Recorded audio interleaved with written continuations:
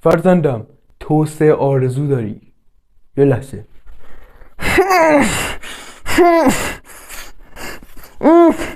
حالا اگه حالت خوب نیست نمیخواد.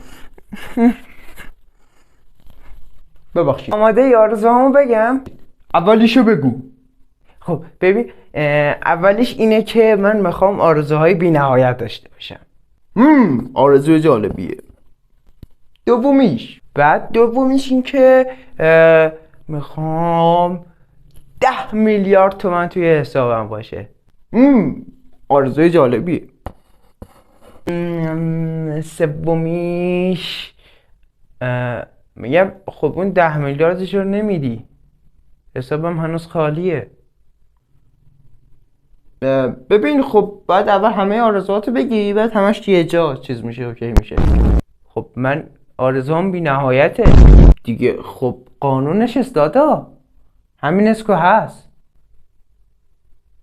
یعنی که چی؟ خب ما دیدیم اون رنگی نیست حرفت.